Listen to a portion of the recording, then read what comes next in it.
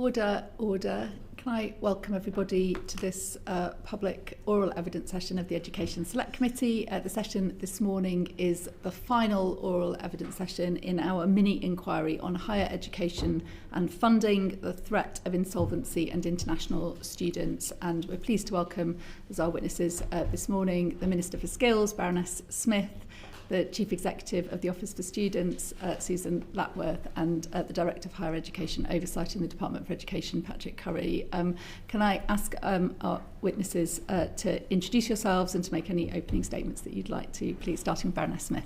Hey, thank you, Chair. My name is Jacqui Smith. I have responsibility as Minister for Skills for higher education, further education and skills, sitting in the Department of Work and Pensions.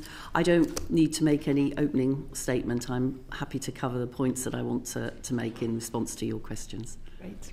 Thank you. Mr. My name is Patrick Curry. I'm the Director for Higher Education Oversight in the Department for Education. I have responsibility for oversight of funding and regulation of higher education in England.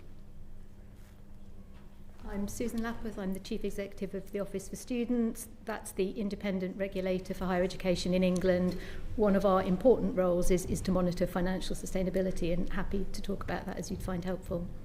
Thank you very much. So I'll begin our questioning this morning. A week ago, members of this committee were at Warwick University taking part in a private roundtable discussion to allow universities the opportunity to give evidence to us on a confidential Chatham House rules basis. During that roundtable, we heard that a provider could collapse before the end of the year, given that we're in November now, late November. That it essentially was a warning of a potential imminent collapse of a higher education institution. Is that your understanding of the urgency of the situation facing some of our universities, Minister? I don't think I would necessarily say before the end of the year that there is an imminent collapse, no. And I would certainly expect that if that Vice-Chancellor or if that university had been in the room talking to you as part of the private roundtable, they would also have been talking to us, they would have been talking to the Office for Students, and we would have a clear view of the situation that they found themselves in. But it is undoubtedly the case that in order to deliver our ambition for a world-leading and financially sustainable higher education sector, which we set out in the post-16 Education and Skills White Paper, we need to bring greater financial stability to the sector, not to respond only to individual sets of circumstances, but to put right some of the decisions that were made by the last government, which has led to real terms fall, for example, in tuition fee income to universities. That's why we've committed as a government to increasing tuition fee caps in line with inflation. It's why, through colleagues in DSIT, we've committed as a government to reforming research funding, and the Secretary of State for DSIT made announcements yesterday about the quantum of research funding, much of which would support universities as well. But we also made clear in the white paper that whilst funding is important, so is the strategic decision making and shape of the higher education system as well. And that's why we set out a direction in that white paper for a system built on specialisation, efficiency and strong governance. And we know that this is something that the sector needs to play, particularly in terms of the governance and the efficiency, needs to play a really leading role in. And we've been working closely but also encouraged by the work that's been happening in the sector around Universities UK's transformation and efficiency task force, for example, the work to improve the governance of universities led by the Committee of University Chairs, and the ability more easily through the development of benchmarking, etc., for universities to be able to make to compare themselves and to make the necessary strategic decisions in order to safeguard their financial position. And they now have certainty for the next period, and when we legislate permanently about the increase in tuition fee caps, upon which they'll be able to, I think, plan more efficiently and more strategically than has been possible for them to do up until this point. If the university did reach the point of insolvency, what would the government do? Well, what we've been very clear about is that, first of all, I don't think that you suddenly wake up one day and you are in insolvency. So this is not something that would happen without there being a period of time in which the OFS would be analysing the financial situation that the university found themselves in. We would be working closely with the OFS to understand the situation that university found itself in. And we would, and I think we've been clear about this, whilst we wouldn't intervene in the interest solely of protecting a provider, we would want to protect the interests of students and taxpayers and of research. And if a provider was at risk of unplanned closure, we would work with the OFS, we'd work with the provider, we'd work with other government departments in order to ensure that students and taxpayers' best interests were protected. Of course, it is the case that some providers have exited the market already. Schumacher College, Spurgeon's College exited the market in recent years without government intervention. In, I think it was 2022, the Academy of Lighting and ELRA also closed, and the government at that point supported students to be able to transfer. It's fair to say all of those providers were very small ones, Yeah. and albeit that the impact on those directly associated with those institutions would have been a big impact, that they were not kind of major impacts within the local economy, for example, that they were not organisations that could be considered to be anchor institutions within a kind of very wide area. Dundee might be a more kind of appropriate example to consider as an example of a major institution that has hit very, very significant difficulties. The Scottish Government stepped in with financial aid to keep the University of Dundee going, at least in the short to medium term. Would the UK Government consider such an intervention if a major institution in England were to hit a similar set of issues? Well, I think, as you've identified, the point here is the principle about the support for students, the support for taxpayers, and the support for research.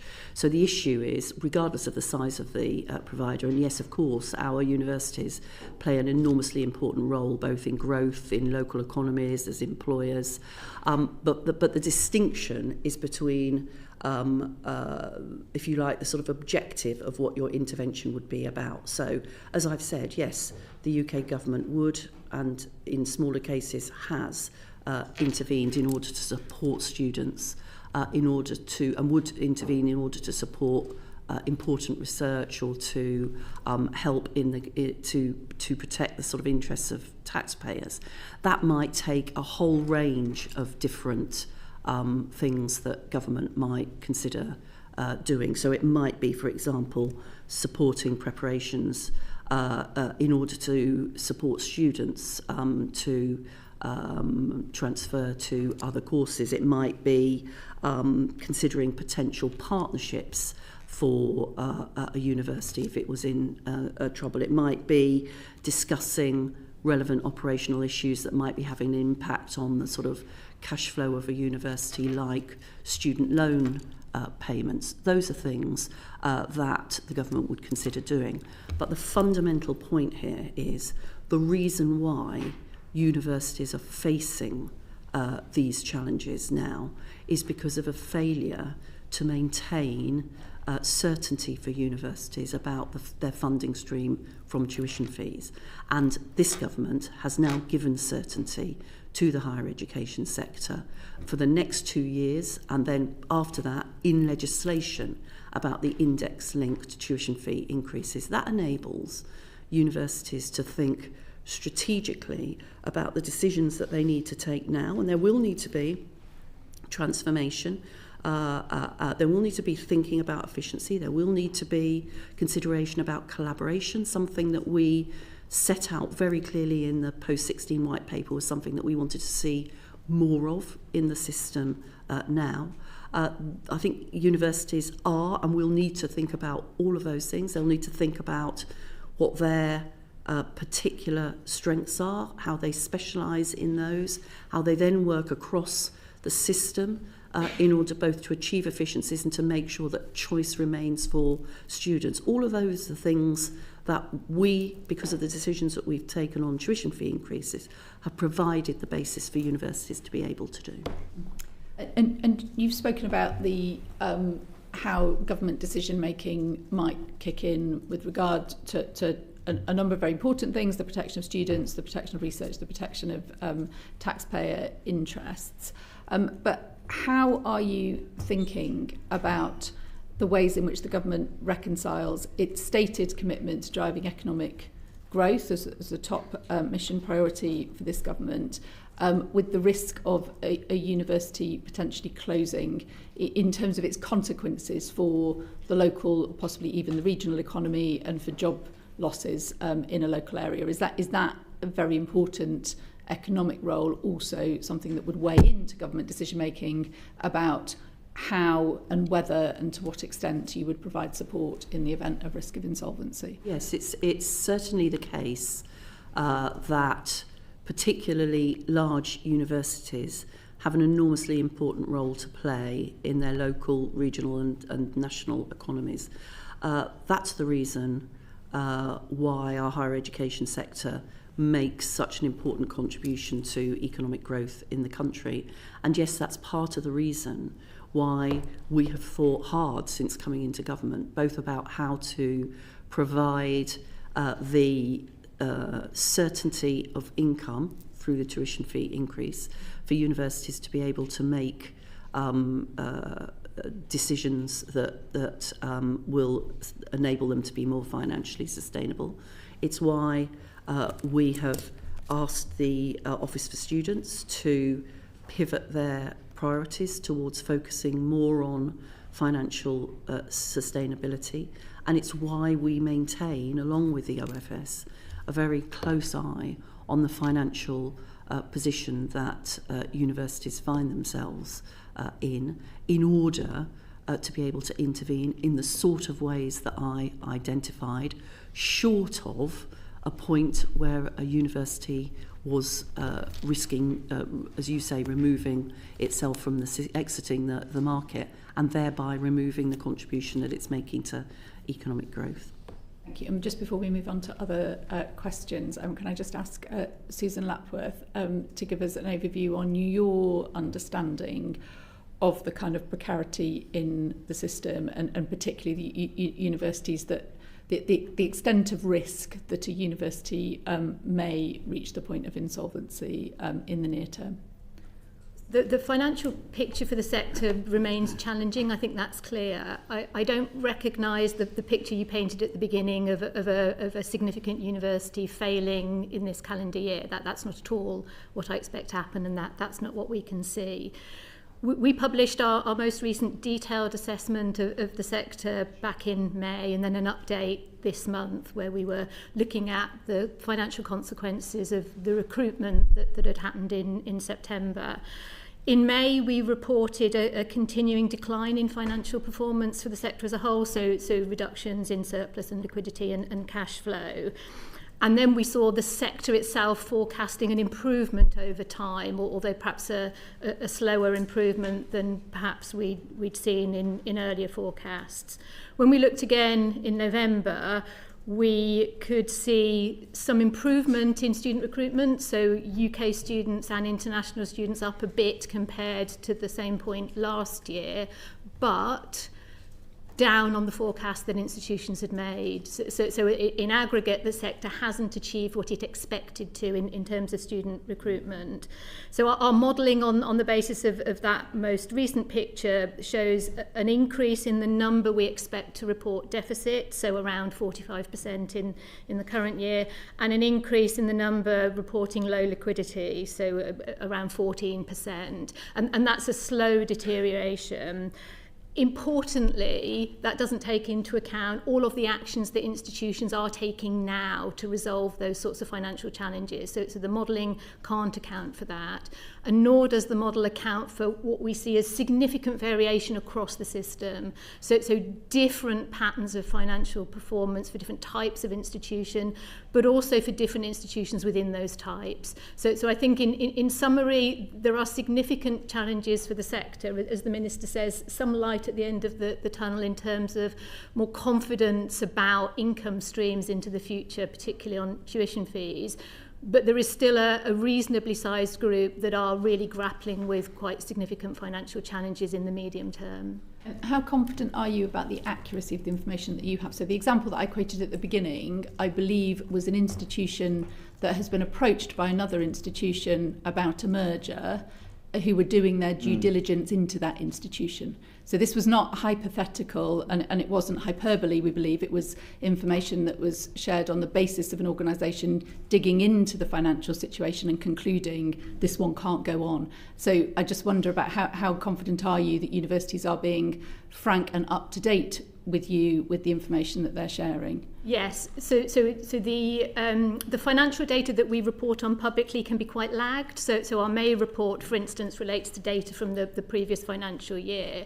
What we do routinely is now a update through the year. So we're just concluding a data update for November, and that's asking institutions to tell us particularly about the current year. So what's their current view of the current year? So that will give us a now view of the situation.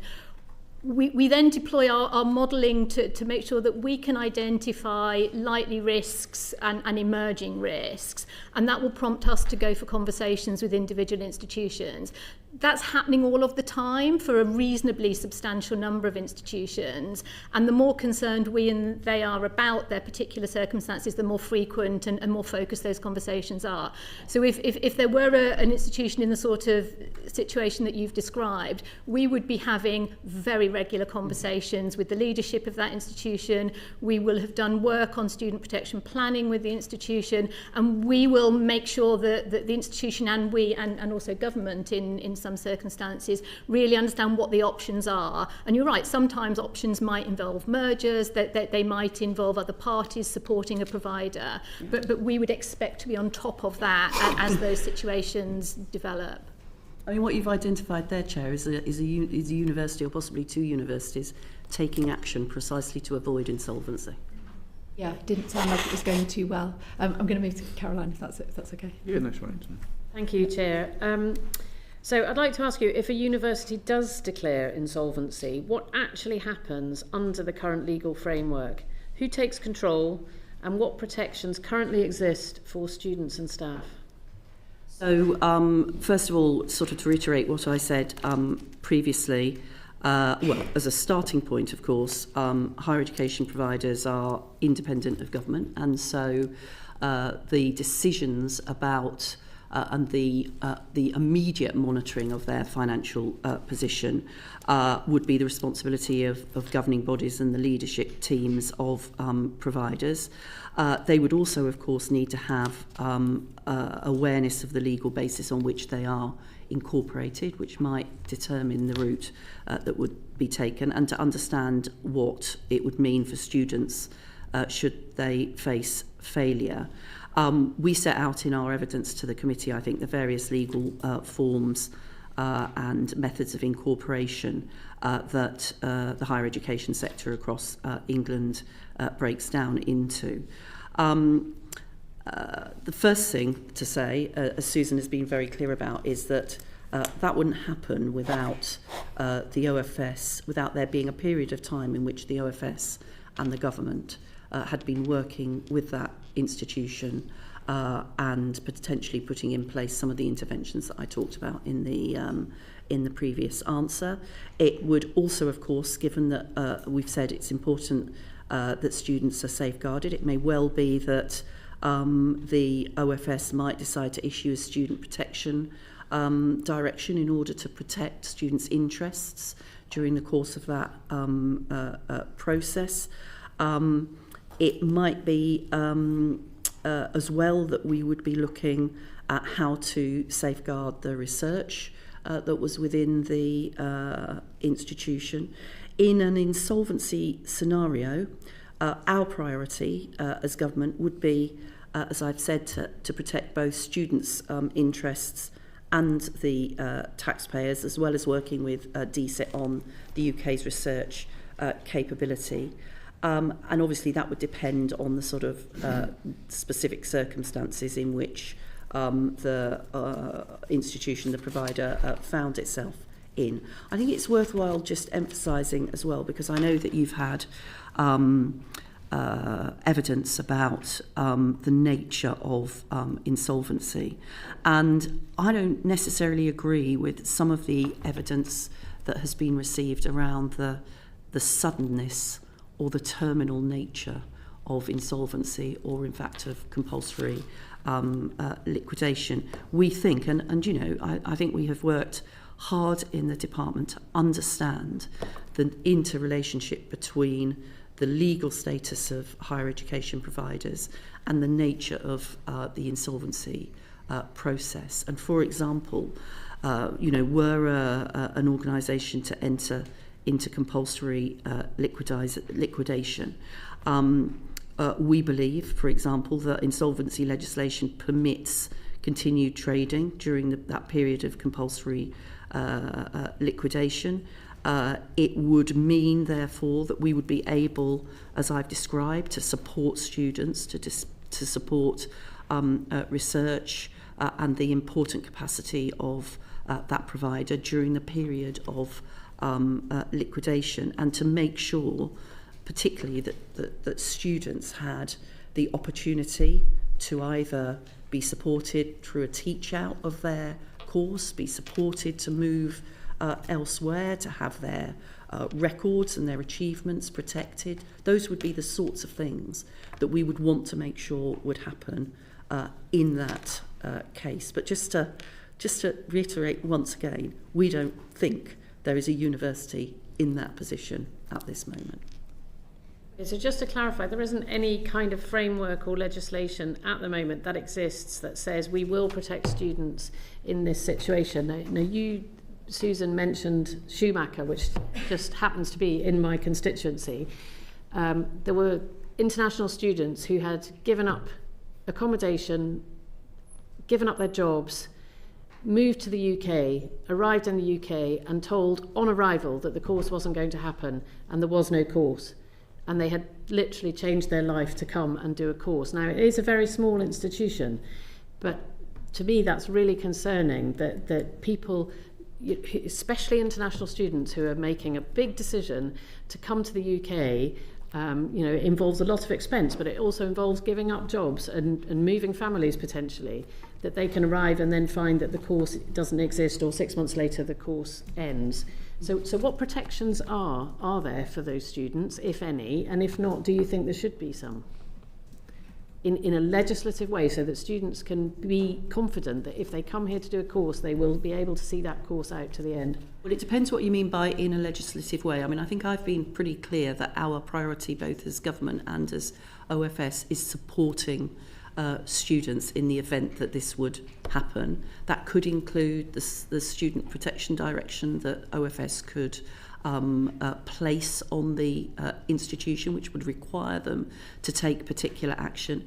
In the case of international students, and you know, I quite understand that must have been a really difficult and distressing position to find yourself in as an international student. It is possible for international students to be transferred from one institution to another as part of their protection.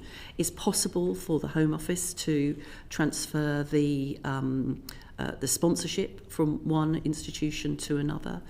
Is possible it is already the case that you could have a 60-day period in which you could not renegotiate, you could sort out your visa so that you could stay in the country in order to do your studies. And the Home Office would consider increasing the acceptance ability for the sponsorship ability for another institution to be able to take on international students from one institution into another. Just finally, quickly on that, is it up to the student to find another course, or is there any mechanism for the collapsing institution? Well, Susan can tell you what the details might be in a student protection direction, but no, that's precisely the type of thing that we would want to support students in being able to do. So we would want to, if you had to, first of all, you might want to support an institution, as has been the case in at least one case, to teach out that particular course so that the student was able to complete their course. Or you might want to work with the institution and other institutions to transfer students from one course onto another. Thank you. Thank you. We'll go to Manuela. Thank you, Chair. My questions are for Susan Lapworth. So the Office of Students' Written Evidence stated that, and I quote, "The current legislative and regulatory framework means it would be unlikely that the OFS could secure reasonable outcomes for students if a large multi-faculty university closed." And end of quote. This echoes what we heard in our round table, that student protection plans are not sufficient protection, and it would be impossible also to transfer large numbers of students to another part of the country. And on top of the students having their education disrupted, of course, we heard that research continuity, employers, pensions, the supply chains of a large university will be all unsupported. So what needs to change?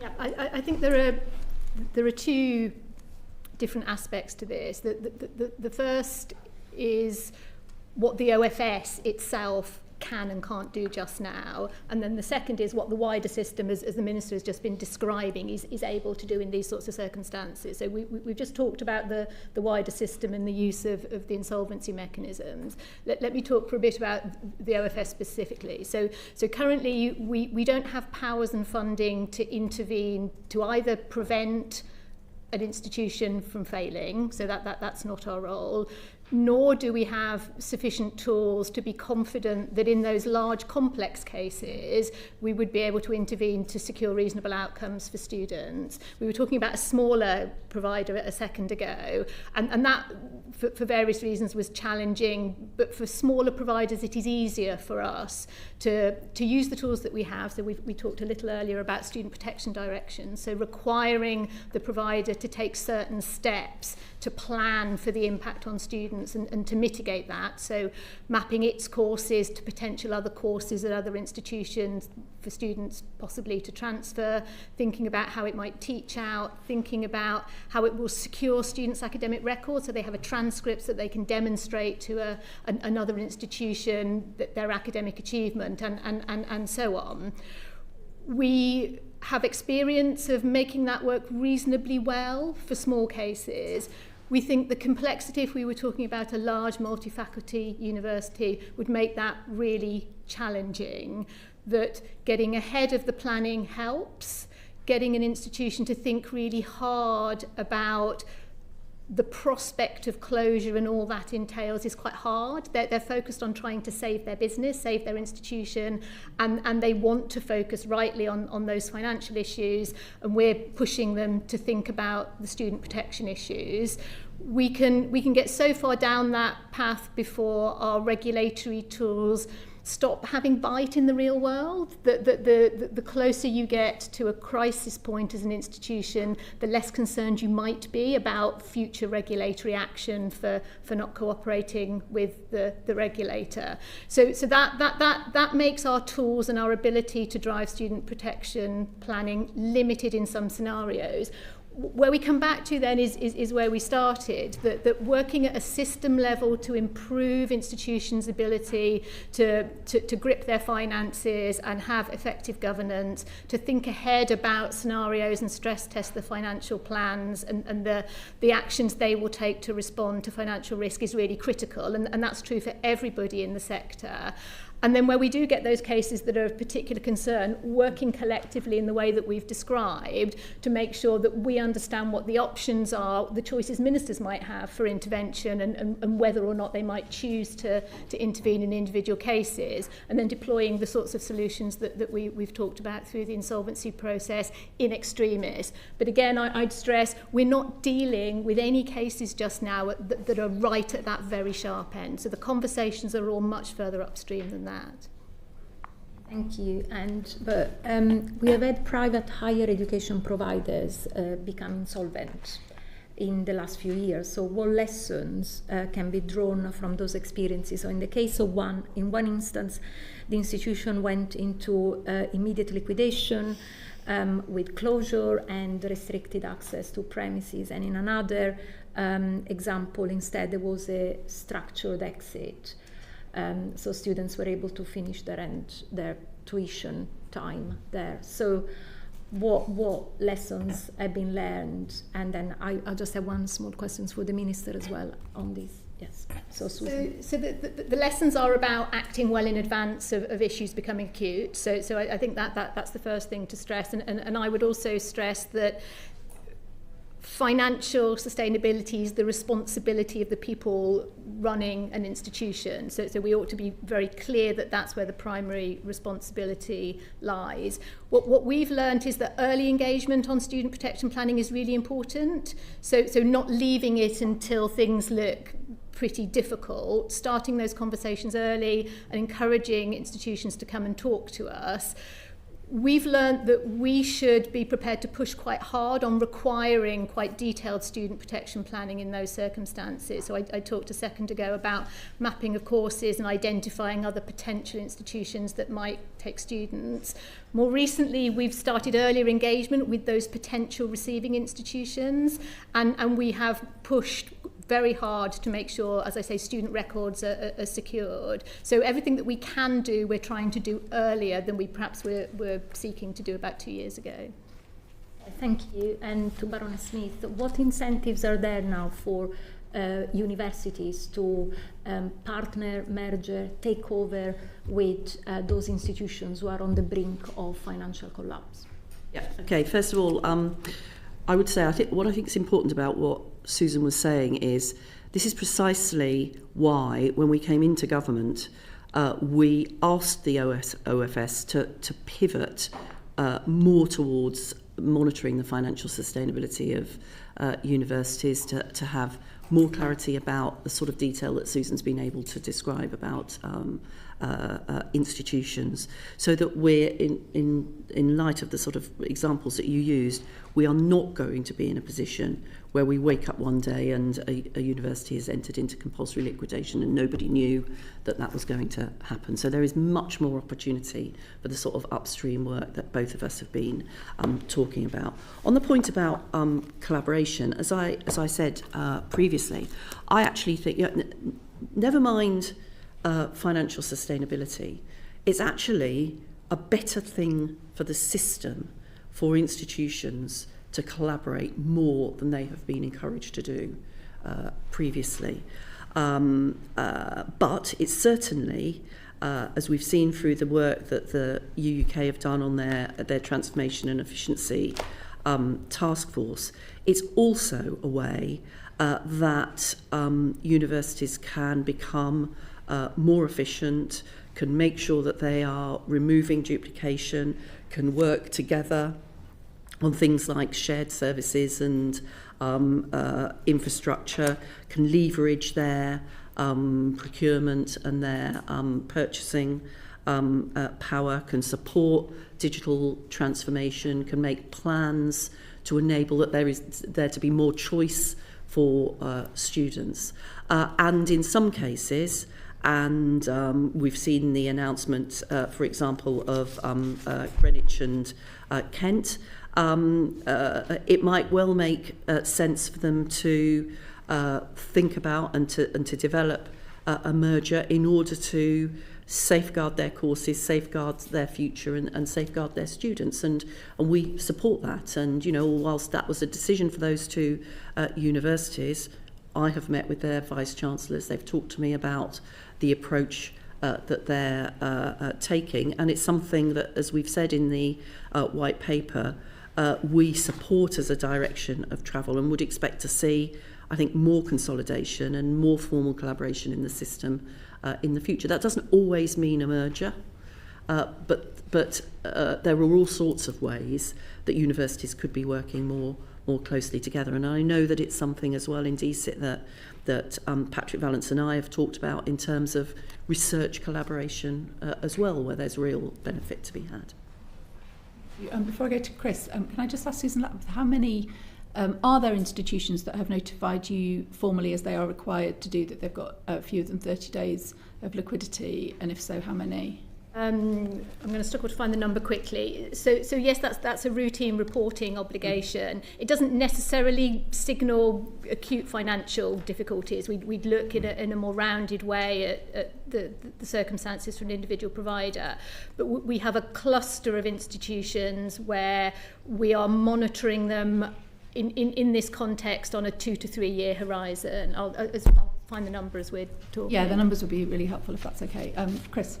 Yeah, thank you, Chair. The Chair mentioned, used the phrase anchor institution earlier, and I think it's true to say that some of these institutions are really in key part of a local community, and actually if they were to suddenly be picked up and removed, it would have a huge impact on lots of things, employment, etc. And actually the government white paper actually called for universities to play a greater civic role. I just wondered if there were any sort of specific funding incentives or like regulatory levers that could be pulled to ensure that obviously that the universities do play their maximum civic role that they possibly can.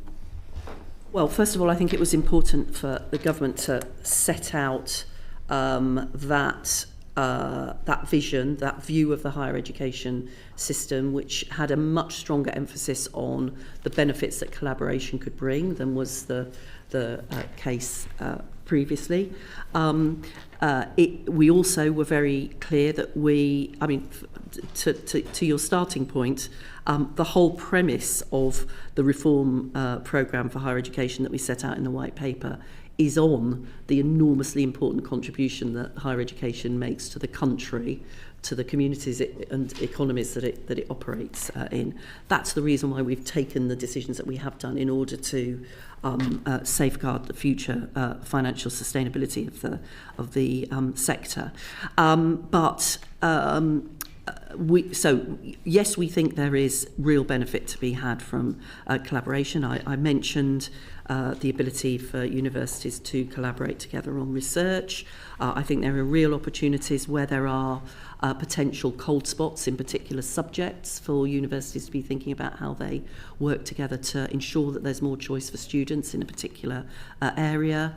Some of the sort of efficiencies that I've already talked about, I think, can be gained from working together. So in some cases this will be about safeguarding the financial future, but even where universities are financially healthy, we envisage a system in which there is much more collaboration and joint work going on. Now, I think it's the responsibility of government to set that out as the vision that they have for higher education, but I think it's the responsibility of higher education, which values and frequently tells me how important its autonomy and independence is from government. I think it's the responsibility of the sector then to consider, not to be, I don't want us to direct from government universities as to what they should specialise in or who they should collaborate with. I think that's the job of the leadership of universities to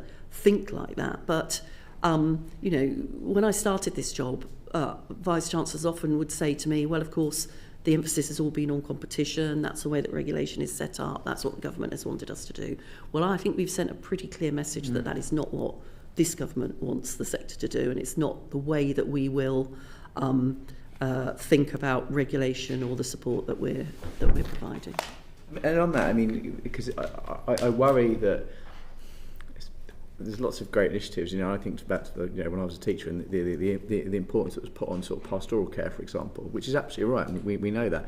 But I worry that that's something that's quite hard to measure. And I just wondered if you thought about how you're going to measure the success of that increased civic role. It's hard to quantify, isn't it? I just wondered if you had thought about that, really. Yes, although I think that there are a variety of things that you could look at as evidence that a university was taking its civic, its regional growth roles seriously. You could look at the extent to which it was engaged in the local skills improvement partnership, where we've changed guidance to make it more explicit that HE needs to be part of that. You could look at the extent to which local employers and businesses benefited from the research that was happening in local universities. You could look at the support that was being provided by universities to disadvantaged students in their environment to be able to benefit from what was happening in the university. You could look at the extent to which the university was working with the local authority on mitigating pressures on housing, for example. I think there are organisations which have measurements of the sort of civic role of universities. I think, not least because there are a whole range of universities who grew out of their civic responsibility and their area in the first place. I don't think it takes too much thinking from the leadership of a university to think about how they could be really maximising the contribution and the partnership and the relationship that they're having with their local area. I suppose, sorry to come back on that, I suppose actually what we're trying to say is actually every university and institution, what that civic role looks like is going to differ. Exactly. That's exactly. Not a bad thing. Yeah. No, thank you. Peter.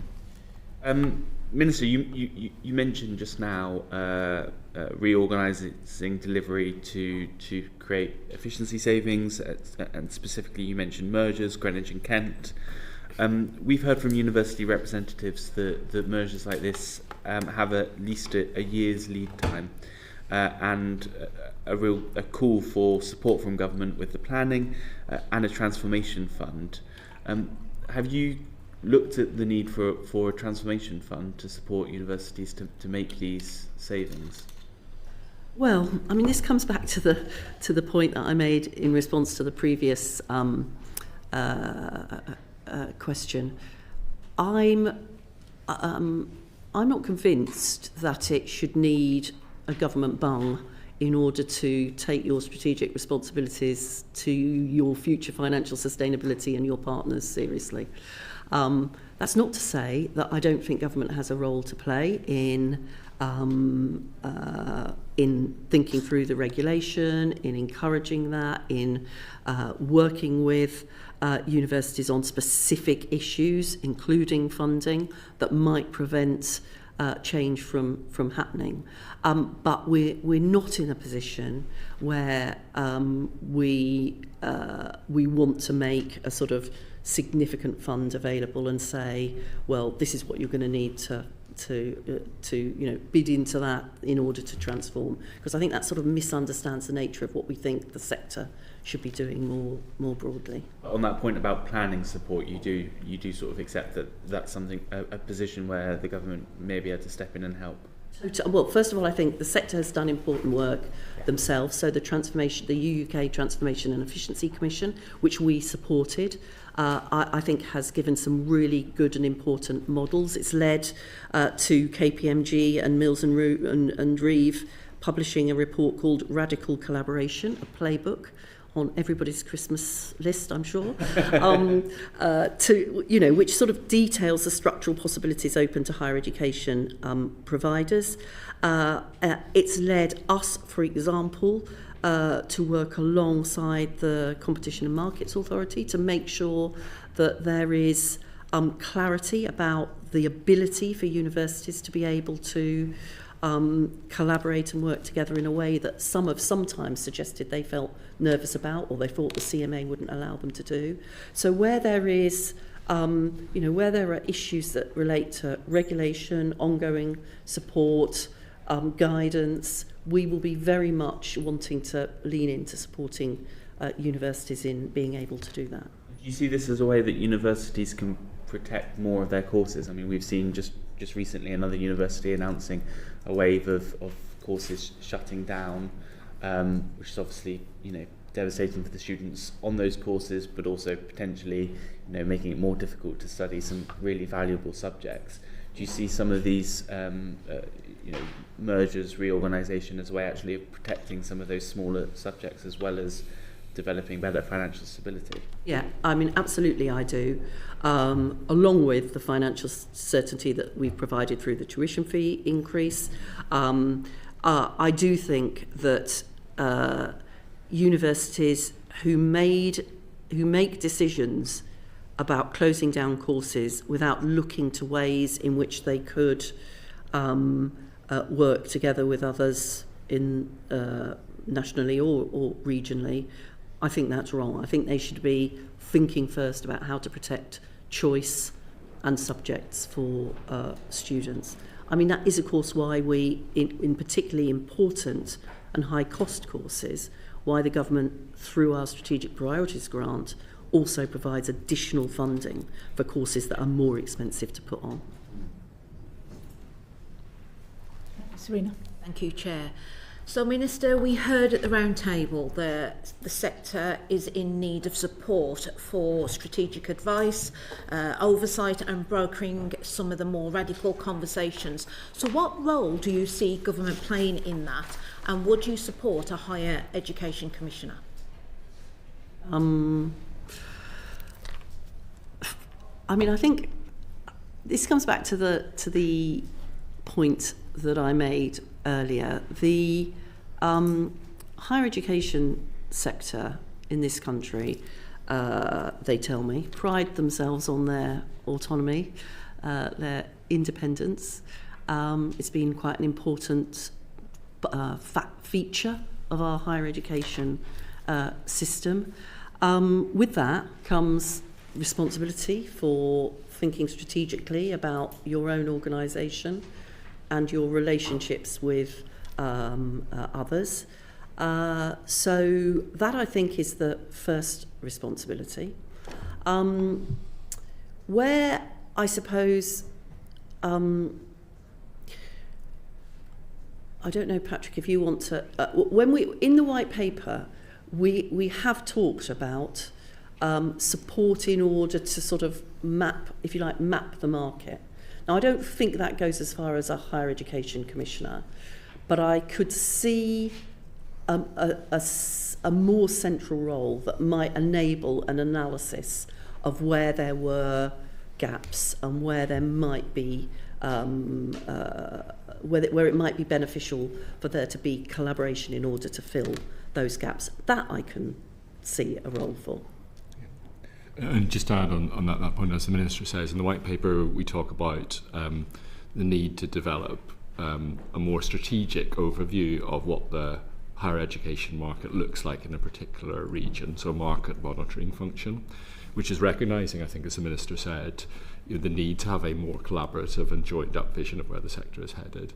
And then that data and information is then the sort of thing that can be used in those regional conversations to shape the decisions of individual institutions to make sure we have a more collaborative and joined up offers for students in those areas. And then also, as the Minister says, of course, on practical sort of examples where providers come to us and I suppose ask for help and advice, we will of course always offer that. So there are lots of institutions like Kent and Greenwich where we're working with the institutions to make sure we are removing the practical or regulatory barriers to making those models a success. And the same to Susan as well, in terms of safeguarding the interests of providers as well as students and having that independent process. Yes, I think there is good progress in the sector itself on these issues. So we've heard about some. I noticed this morning that Advance HE, which is a sector-wide support agency, has published a case report on a merger between Anglia Ruskin University and Writtle University College.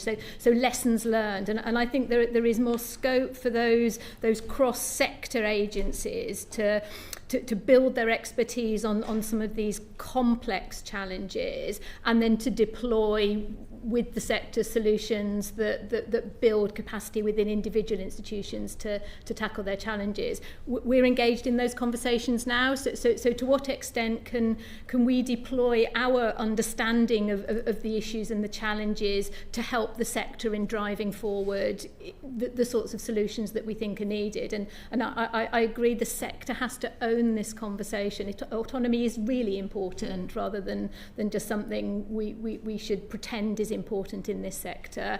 And anything we can do to support autonomous institutions and an independent sector to tackle these issues, we're willing to lean in to do that. Did you have that figure on? Yeah, I'll give you a better sense. So liquidity is just one issue. When we look at the data in the round and the other things we know about individual institutions, we generate a risk category for each of them, and towards the top we would be looking at a provider that is actively exiting the market. There's one of those just now, one we've talked about that's in the public domain. If I then tell you about the categories that sit below that, the second category down is where we're concerned about the risk of exit within the next 12 months, and then the one below that is a 2 to 3 year horizon. And currently across those two categories, we've got about 50 providers in total. Importantly, there's quite a split between large ones and small ones. So around 30 of those are the smaller providers, and around 20 are more than 3,000 students. So we think about them as large in this context. And the pattern generally is that the smaller ones are those that we're more worried about than the larger ones. So that gives you a bit of a feel for the scale of the activity just now, the scale of conversations and engagement we're having, and that the weight of that concern tends to be more towards the smaller ones, as we've talked about, rather than the larger ones. And in that top category, that 12-month category, how many? So 24 in total, 7 that I would consider to be large, so over 3,000 students, and 17 small. And again, I'm going to stress that risk assessment is us being pretty conservative to make sure we're on the front foot and we're engaging and having all the right conversations with each institution and the wider range of stakeholders. We're not saying that we're expecting any of those to exit in a disorderly way imminently. And it would be wholly irresponsible if anybody did say that. Okay, that's clear. I mean, it's also a relatively high level of concern. I mean, about a third of all of it's our... It's a high level of engagement, yes, and a high level of understanding of the situation that the sector finds itself in, yes. And a high level of risk by the government's own measures, if those are in the highest risk category. They are, by definition, institutions that are carrying a high level of risk, albeit that you might be telling us that risk is being appropriately managed. And I think that's a key point, that the engagement that we're having is very tailored to the particular circumstances. We have in some cases commissioned deep dive expert analysis of a provider's context, of its turnaround plan and the credibility of a plan and its ability to deliver that in practice. So we've generated good understanding of the steps an institution is taking. Often institutions find that really helpful, that's helping them to test their plans and the implementation of plans, sometimes leading to them to make adjustments. I'm confident that we understand what's happening in those providers. We've deployed student protection planning and student protection directions where we need to in those cases, so only a subset of those will have live student protection directions in place where we're actively pushing planning. And I am much more confident than I would have been sitting here perhaps 3 years ago that we really do understand what's happening here and that the right things are happening within institutions and then amongst the broader stakeholder group.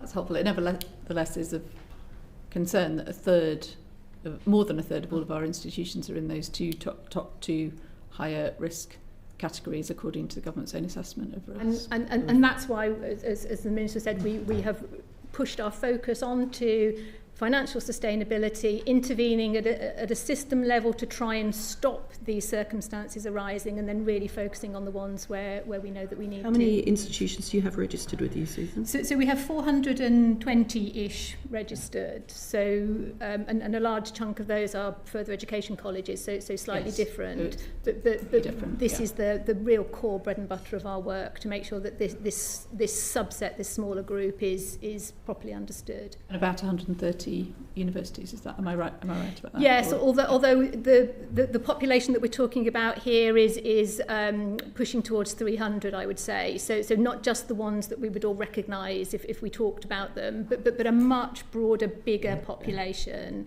So it's if you're thinking 100 and so universities, you need to think slightly broader than that in this context.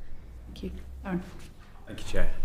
Minister, you've spoken quite supportively in this session of those universities that are seeking to do things like shared backroom services as a way of kind of reducing their costs. But what we've heard is that when they look at doing so, actually the imposition of VAT on those separate organisations then becomes a barrier. Would you agree that that is a barrier to those who would otherwise be pursuing quite a sensible potential solution? It's taking the early action that we've all agreed is necessary. What's your view on VAT?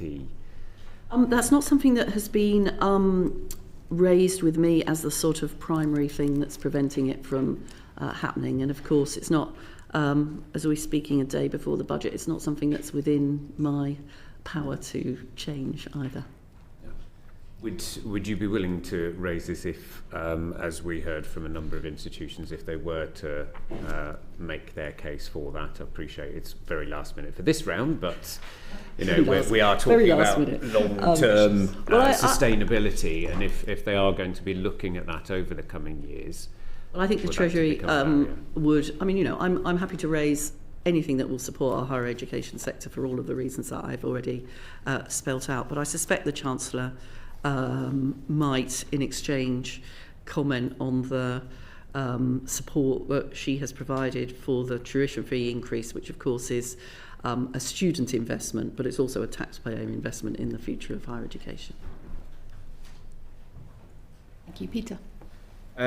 Minister, we've already talked a little bit about collaboration, and I just wanted to pull out on that a bit more. Specifically, in the white paper, you set out how that the government would clarify how collaboration between providers can happen within the existing legal framework. Do you have a timeline for when that clarification will come? I can't say, you know, we'll publish something at a particular date, but it's a sort of live discussion, and it happens both, I think, in terms of thinking about looking at it broadly, but also, as Patrick suggested, in individual conversations that we're having with institutions about how we can support them in changes that they want to make. That would be... Yeah, absolutely. And by the nature of this, as the Minister said, it's an ongoing conversation. So when institutions come to us with regulatory or other barriers, those collaborations, we will, of course, seek to address them. And I know they're having the sector itself, and indeed us, are having a conversation with the Competition and Markets Authority, which I think is very constructive. There's been lots of guidance already come out from the Competition and Markets Authority on those issues. But a similar vein, I don't think it's a sort of one-stop shop as such. I think it's an ongoing conversation. So the CMA have told us that some types of coordination on course provision, including when considering closing particular courses, that's what we were talking about earlier, Minister, could raise competition concerns. So we'd be really interested to hear more about your conversations with CMA and whether ultimately you might be looking at addressing some of these challenges through potential future legislation. Well, I mean, the CMA, as Patrick says, the CMA itself has published resources setting out areas where collaboration is beneficial and where it poses no competitive law risks. So being sort of not just permissive, but almost encouraging in doing that. They've been working with the sector to understand concerns. They've been clear, I think, on points that providers should consider when they're thinking about collaboration. They've specifically recognised that things like joint purchasing, sharing services and infrastructure, supporting staff and student travel, and discussions about mergers are unlikely to give rise to competition law concerns. I do think they recognise that where providers want to collaborate on course provision, that's a more complex area. But I don't think that's a sort of it's impossible to do. I think it's a thinking about what might be necessary in order to ensure that what's happening is not a limiting of choice for students, because that's obviously what's at the heart of CMA considerations.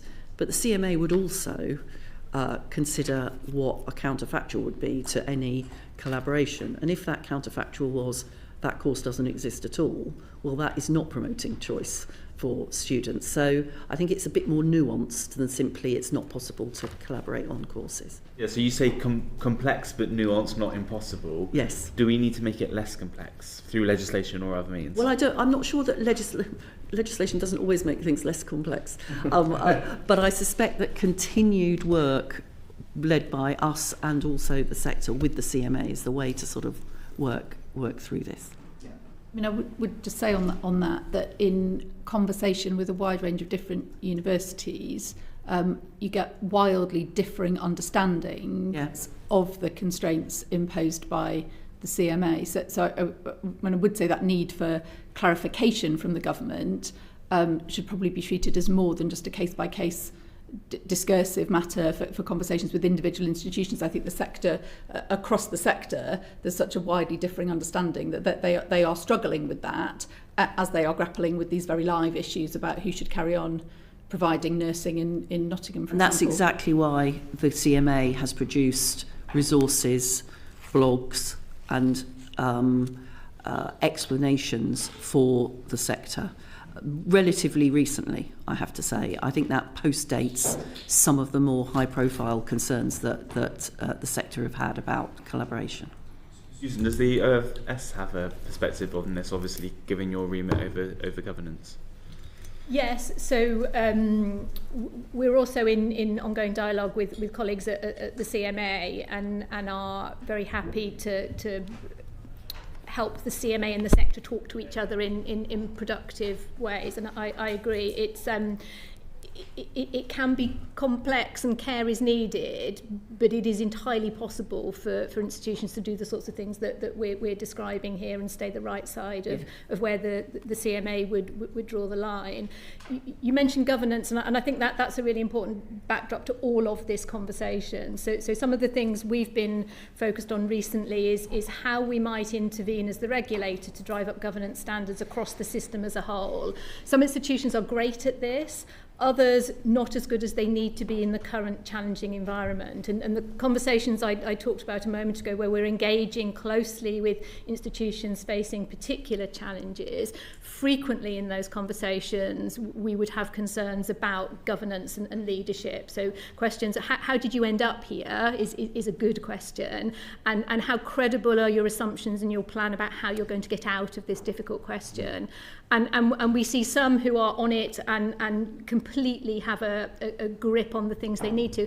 Others still haven't got the grip that we would expect. So we are working with others in the sector, so the CUC's review of governance, Advanced HE I mentioned earlier.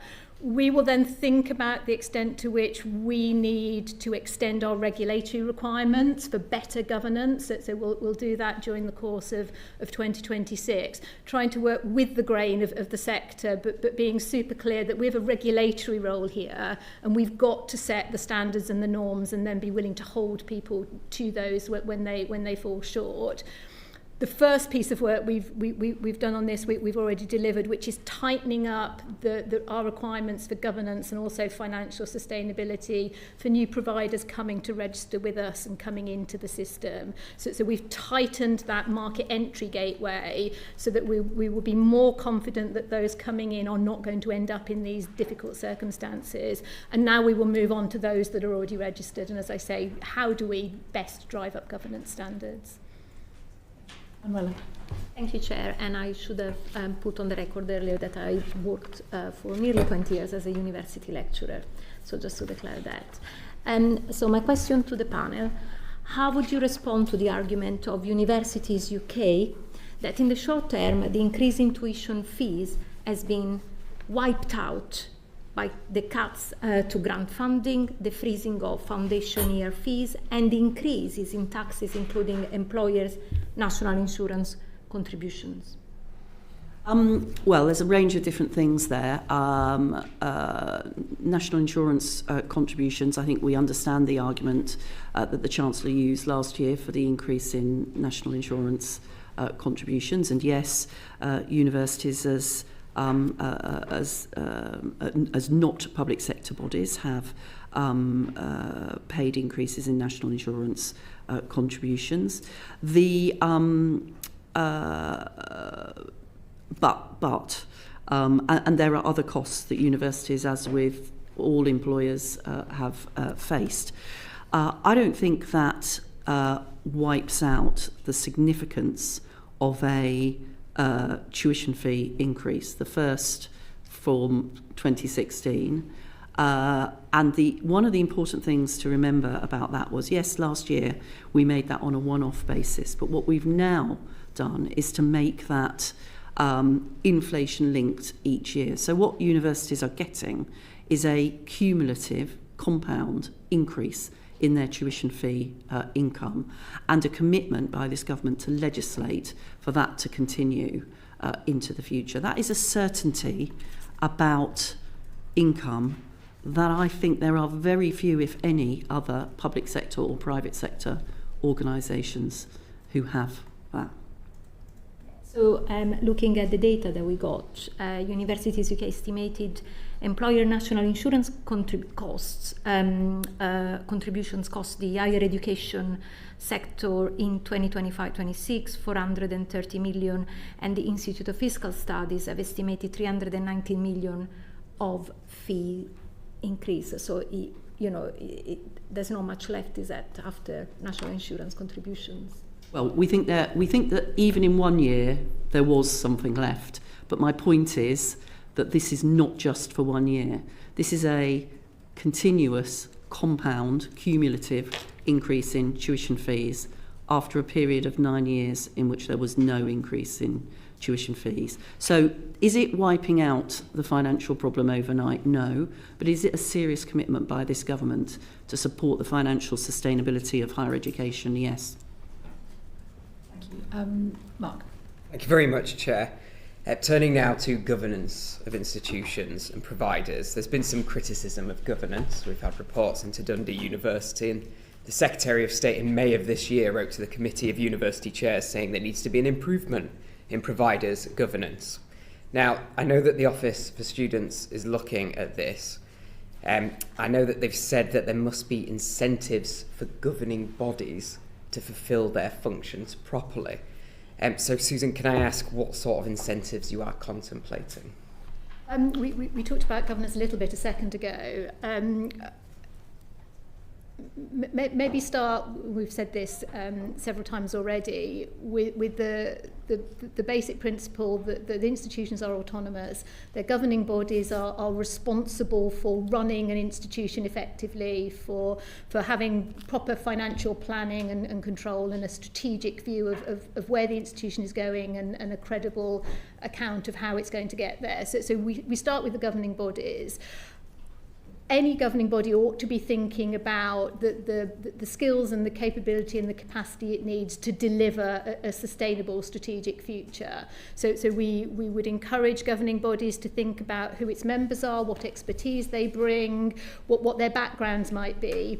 If you think about the current environment, you might find a governing body recognising that it needs members with turnaround experience or experience of dealing with difficult financial contexts and plans. That might not have been the case 5-10 years ago. You might have not needed those skills. So understanding what the skills are is important.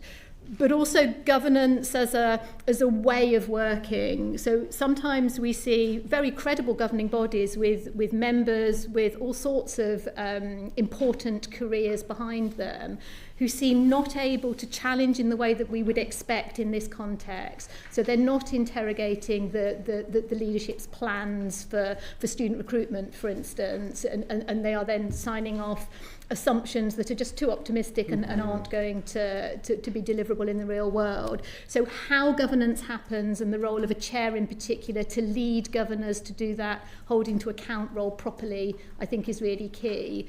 We can see really good work in the sector to try and drive up governance standards. So we talked a second ago about the CUC's work with governing bodies to refresh their code of governance, which I think will be important. And then, as I said a second ago, we need to remember that there needs to be at least a regulatory backstop here. So what should we be requiring governing bodies to show us they are doing and can do, and in terms of testing and so on? And what might we then be prepared to do in terms of regulatory interventions where we think something's going awry? And that's the incentive you're thinking of? Yes, so I don't know, regulation by sharp stick is perhaps not where I would start on this. I think you have to have the ability to intervene and use those sharp regulatory tools where something's gone horribly wrong. And I think institutions in the sector, knowing that capability exists, creates an incentive.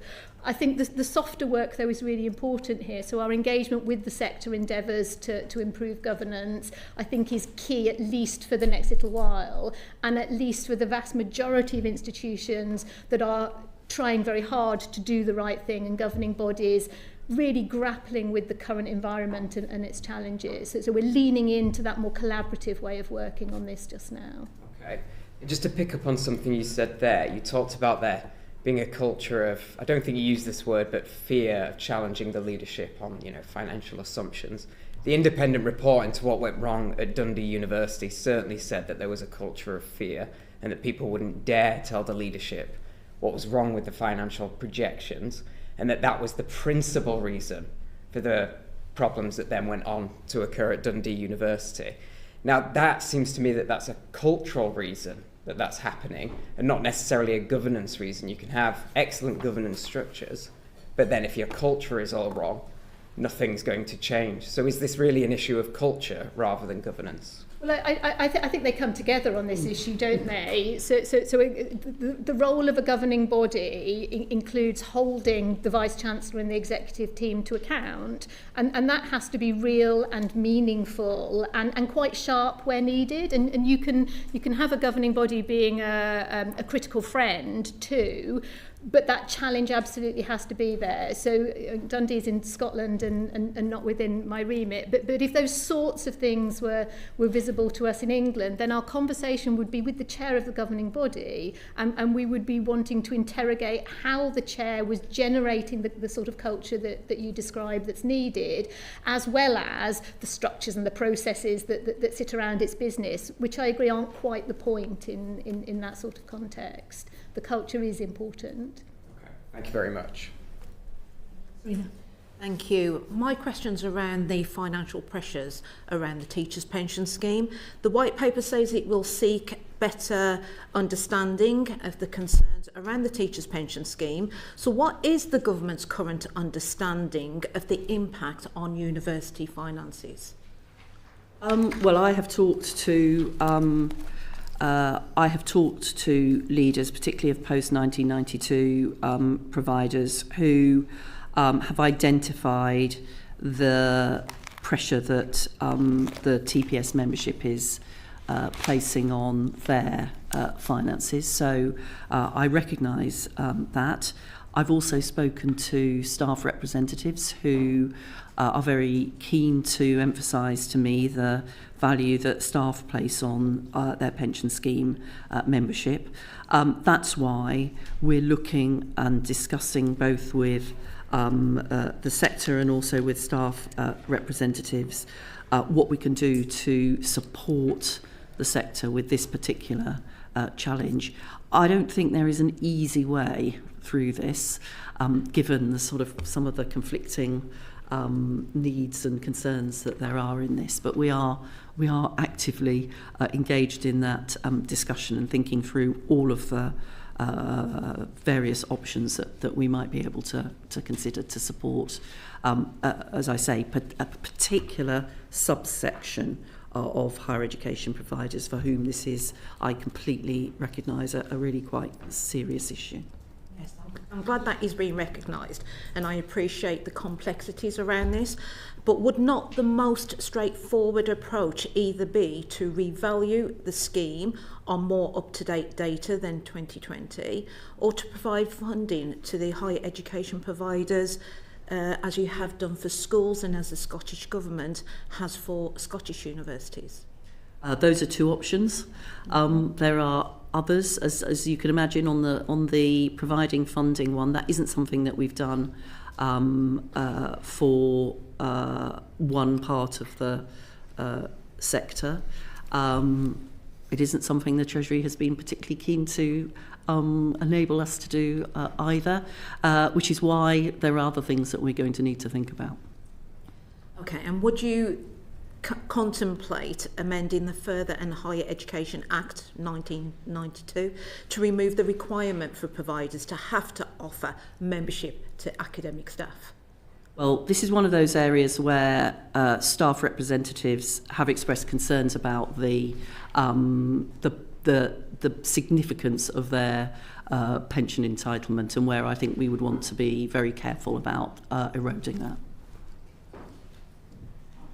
Thank you again. Turning now to university research, there's a few questions on this, but not just from me. We know that grants from research councils are supposed to cover around 80% of the cost of research. However, that might have been true, close to being true 10 years ago when it was about 75%. But last year, 23-24, it stood at 68.3% of the costs.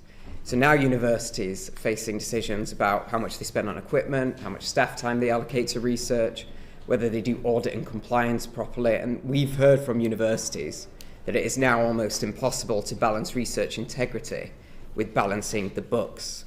So given that they continue to try and do this because they say it's the right thing to do, but don't think they'll be able to do it for much longer, do you have a response to this, Minister? Well, I have a response, but more specifically, the Department of Science, Innovation and Technology has a response where the responsibility for research sits. Having said that, one of the important things about the reform programme that we put forward for higher education in the White Paper was that was a joint DFE, DSIT piece of work based on the recognition in your question that, for a university, your funding comes from probably one of three places: tuition fees, research and international students, and it's important that all of those work in order to enable you to fund properly.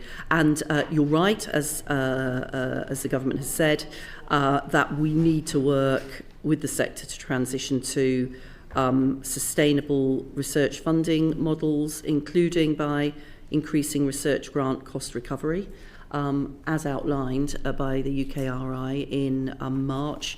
I note that, and that's the reason why they've updated their terms and conditions to improve the sustainability of their grants by funding all equipment costs at 80% and raising the capital threshold by 150% and clarifying that they won't be asking for match funding. I note yesterday that the DSIT Secretary of State made an important announcement about the future of research funding, within which was the commitment to ensure inflation-linked increases in research funding for university, and that our government-funded research commitment, I think, is at historically high levels now. Okay, thank you very much. Peter. Yes, absolutely, really welcome announcement on that research funding. The white paper sets out that the government will incentivise a more strategic distribution of research activity across the sector so that it can ensure that funding is used effectively, I should say. What's the strategic goal behind this distribution? Well, I think to get into the detail of this, you probably need to talk to my colleagues in DSIT. But what the government has been clear about is that we need both basic curiosity-driven research and we need and that the private sector consistently underinvests in that. And that's why the government needs to continue to support it through their investment. We've been clear in the objectives that we set out for universities that research is key to that pillar of that we talked about earlier of universities and the higher education sector contributing to our mission to drive national growth and to foster innovation and to continue our leadership in science and technology. And that's why the government is taking a new approach to how it manages its R&D funding. I've talked about the increase in funding that's coming from UK RI, but we will also, and going back to the CMA point, we will also be making sure that there is the ability for universities to think more strategically about how they collaborate on research, for example, and the CMA will be able to clarify, I think, the types of collaboration that the government sees as more beneficial there. Patrick Vallance, the Minister for Science, has also put a pause on the REF process in order to be able to work with the sector to think about how research is evaluated. So there is both an investment and a range of thinking about how research can be delivered in a way that meets those objectives that we set out in the white paper, all of which is currently underway. Yeah, so I don't want to hammer this point home too much because I take your point that this is predominantly a DSIT responsibility. But just thinking about some of those trade-offs, and what you set out in terms of aligning with the economic growth mission and with our desire to be world leaders in science and technology, where does that lead research in fields that don't as clearly align with those missions? I'm thinking particularly in the arts and humanities, for example.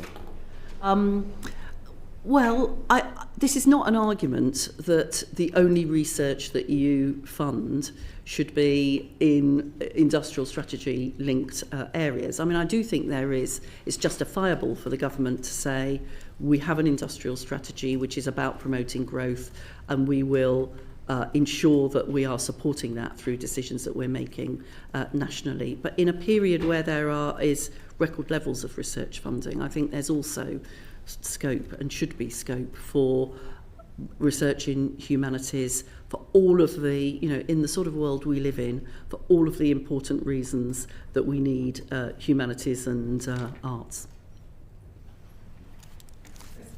Thank you. Obviously, we know higher education funding comes from different sources: government direct funding, home and overseas tuition fees, and subsidies through unpaid student loans, and obviously various other sources of revenue, which we kind of touched upon. Who do you think should have the strategic overview of the different funding streams, and is there a balance, you think, in terms of how it should fall in terms of where that funding comes from? Is there a balance?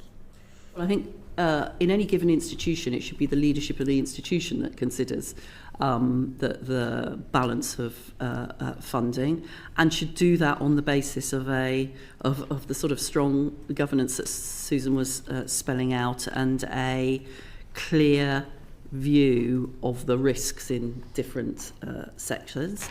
I think we in government should have a view about what the impact of the different funding streams mean for higher education, not just for when there are financial issues, which we've obviously been talking about, but also in terms of the balance that means for where funding is coming from. And we do that. That's the reason why we, as I say, in terms of the white paper, worked very closely with colleagues in DSIT in order to have that whole view what it feels like to be on the receiving end of a range of different funding streams. Obviously, you talked about obviously the government's intention to raise fees and maintenance loans in line with the forecast inflation. We know forecast inflation has been markedly lower than actual inflation in the last few years, and this has contributed to growing pressures on students' income while studying. So, can you explain why you've used the forecast inflation rather than anything else? We've chosen to use forecast inflation because I think because of the long run in time, that gives certainty to universities about what the increase will be. And in choosing to use the RPIX measure as well, actually that's been a larger increase than would have been the case with CPI. Thank you. And then finally then, the OFS and the government are considering linking domestic student number and fees increases to securing silver and gold rankings in the Teaching Excellence framework. I'm not reading this out at all. 51 providers would currently fall below that threshold. Are you confident that TEF is a robust enough measure of teaching quality to carry out such responsibilities? Not in its current form, no, which is why what we've actually said is for the next 2 years we will increase tuition fees for, I think I'm right, Patrick, aren't I, for all institutions. But what we're then saying, and Susan and the OFS are doing important work here on developing the TEF and developing a more integrated quality measure.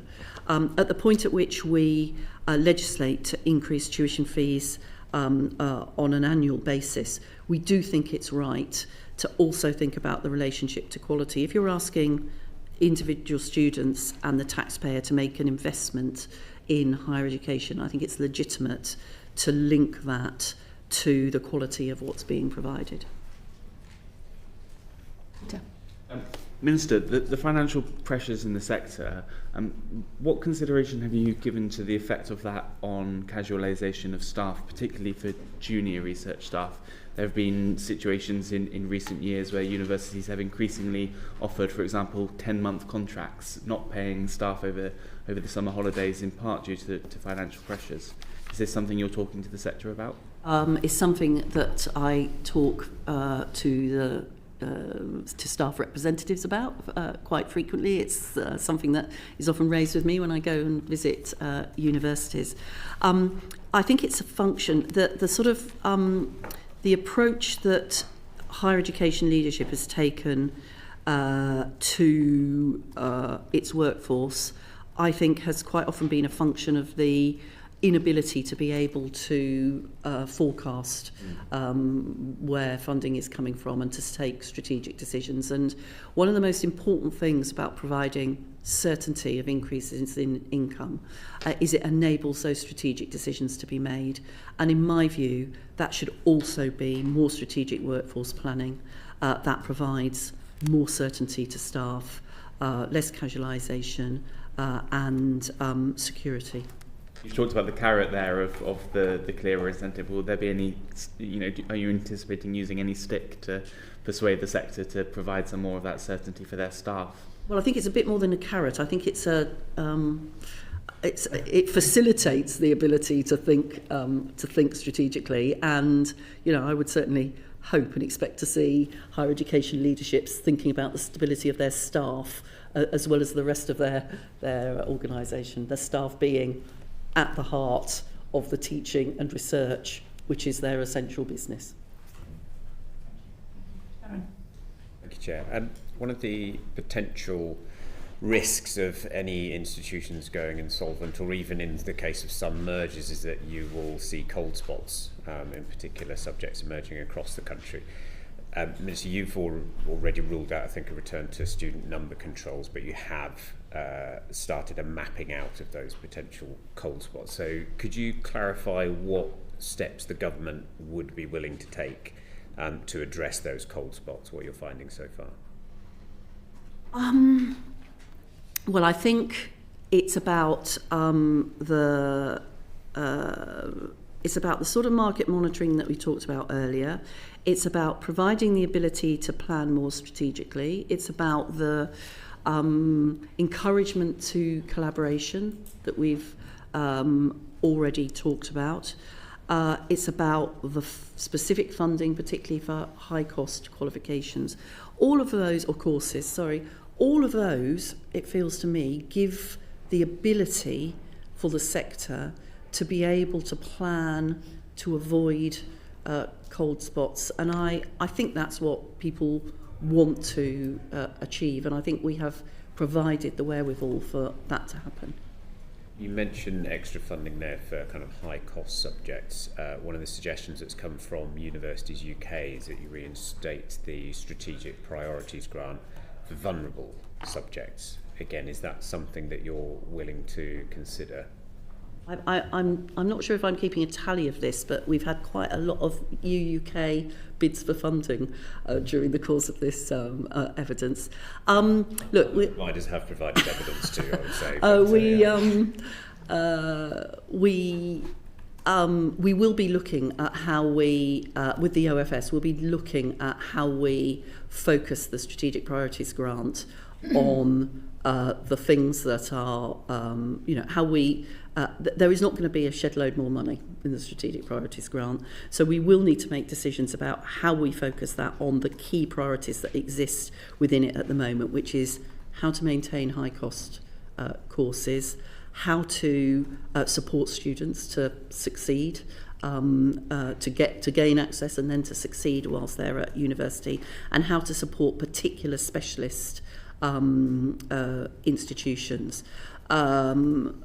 And I think when it comes to vulnerable courses, that's a bit like when it comes to vulnerable institutions. I would hope that the certainty that we have put into the system will enable universities and groups of universities to think more strategically about how to protect those and save them and maintain choice for students.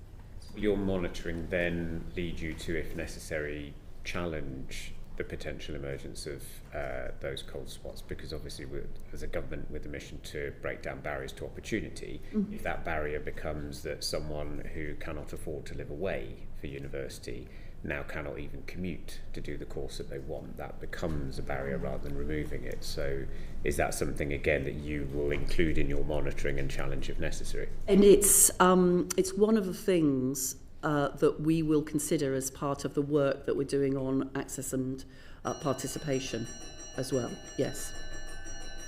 Final question, if I may. Starting to hear about a return of some universities to using quite a lot of unconditional offers and not post-qualification, but using it. We know why they're using them. They want bums on seats. They want money in the bank. That's why I think the DfE took action to ban them before. But would you agree they're not in the interest of students? They are an aggressive recruitment practice. They destabilise the sector, they distort the market, and they're not really a sustainable solution to what the sector is facing. So are you also, as your department, monitoring the use of unconditional offers, and do you believe they help or hinder the overall sustainability that all of us want to see for the HE sector? Number one, I do want to see a sustainable higher education institution, and I want to see that sustainable throughout the different types of organisations and providers that there are. But you're right, I don't believe that the right way of doing that is by artificially preventing students from going to certain courses by putting student caps on. But I would certainly want to consider the extent to which that's happening and the impact that that's potentially having on different providers, and to engage with the sector about what the downsides of that might be. Yes. Can I just follow up briefly on Darren's questions about cold spots? But in two respects. Firstly, we have a situation where the government has a number of different workforce strategies across different parts of public services, and some of those workforce strategies are dependent on the provision of courses so that the workforce can get the appropriate qualifications. So we saw the situation in Cardiff, for example. Cardiff announced that they were stopping nursing that would have created a significant problem in Wales with regard to the pipeline of nurses coming into the NHS, and Cardiff at least partially reversed that decision. How are you joining up the question of universities making unilateral decisions? We've just seen Nottingham saying they're going to stop doing nursing, for example, with the government's own workforce strategies to make sure that we don't end up with a situation where a region is left without its ability to fulfil its pipeline for a critical bit of public services. Well, I think that is when we come to health things, that is very much part of what the Department of Health is considering in relation to their workforce planning, and it is something where we would certainly want there to be join up between what is being offered through higher education and what's being provided. More broadly, and I touched on this earlier, we have a stronger expectation now, I think, that universities will be engaged in local skills improvement plans, for example, that they will understand what the requirements of employers are within their regions, and that they'll be able to respond to that and to be part of the discussion that enables there to be provision of the skilled labour that's necessary in an area. And then just a separate point on the provision of cold spots. So when we talked about the institutions that are in the highest level of risk in relation to their finances, Susan, you mentioned that lots of those are smaller institutions. And I just wondered what the balance is between, within those smaller institutions that have a kind of generic spread of provision and where therefore their loss within the wider education landscape might be less significant, and the ones that offer specialisms that could not be easily replicated by any other institution. So I'm thinking of specialist conservatoires and small institutions that play a particular role that I think there would be a consensus is kind of precious and important within our education landscape. Yes, so typically we're not talking about the conservatoire group in this bit of the conversation. It's a real mix. So some providers that are offering business and management courses that might be found comfortably somewhere else. Others, potentially more specialised. Schumacher College, for instance, one of the issues was the specialism of that institution. For those small providers, though, often what we're able to do is to look behind that provider and see a validating university that has responsibilities for those students and their continuation of study. So often with the small ones, there is a backstop that allows the provision to continue, at least in the short run, and buys time for some thinking about whether that particular provision is valuable in the longer course. Well, thank you, Chair. I want to talk about international students now. So we received considerable evidence emphasizing the economic and intellectual benefit of international students coming to the UK, so their positive impact on the local area. And a study by York University found that every UK resident is on average £355 a year better off as a result of international students. So my first question is, does the government agree that international students are a net gain to our country? Yes, we say it frequently. We say it at home. We say it abroad. We believe that international students bring enormous economic, social and cultural value to the country and to the higher education sector, and that's why we're pleased that we are maintaining a very favourable environment for international students, and why we welcome the fact that we've got over 732,000 international students in the most recent figures. Thank you. We heard evidence to the contrary about the welcoming environment for international students, which my colleagues will probably look into in details. The white paper said that government will ensure that there are arrangements for future international student recruitment for institutions to demonstrate that they are considering local impacts when taking its decisions on international recruitment. So can the Minister expand on exactly how this will work in detail, but also including which local impacts the government is referring to?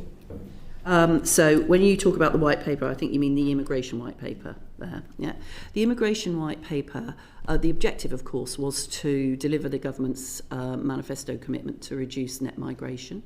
So it covered provisions in all of the routes of migration, including students. So there was, I think, a pretty balanced package with respect to students. So we maintained as part of that a pretty internationally competitive graduate visa route, for example, including 3 years post-study for PhD students.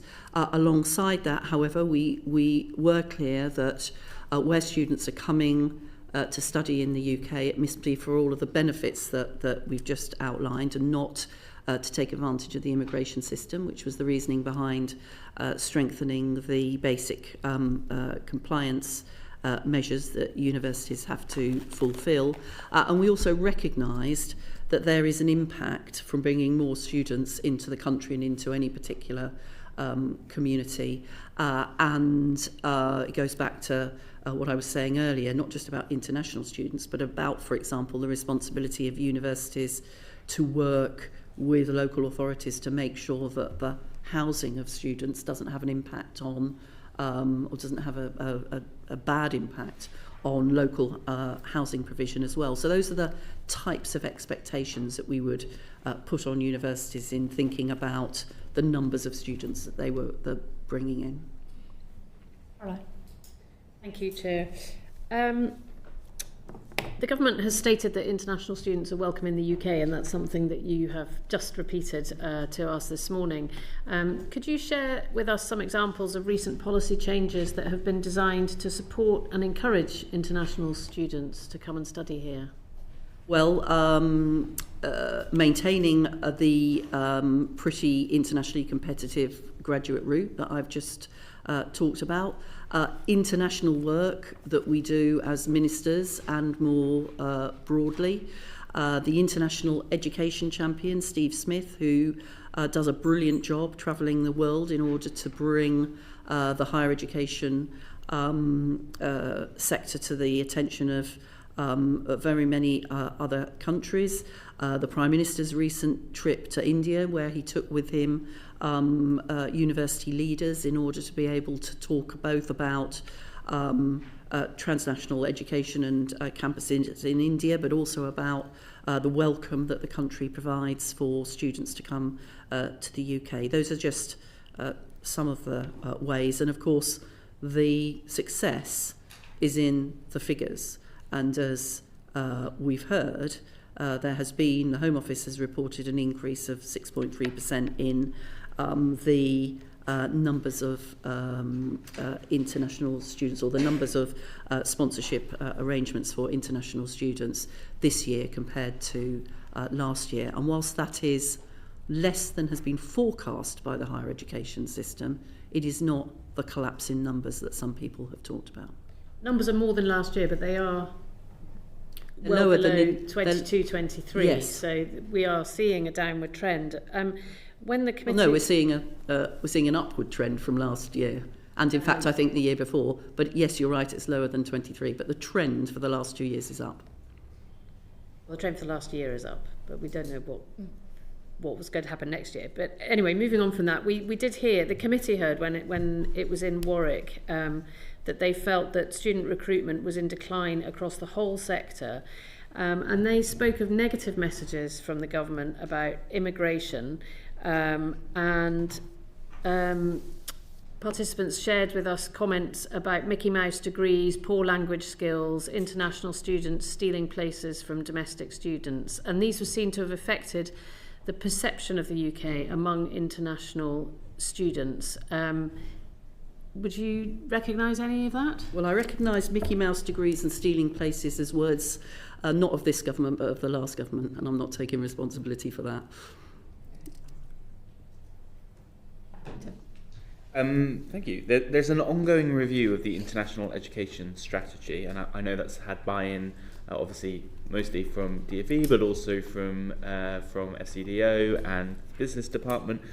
What involvement has the Home Office had in that review?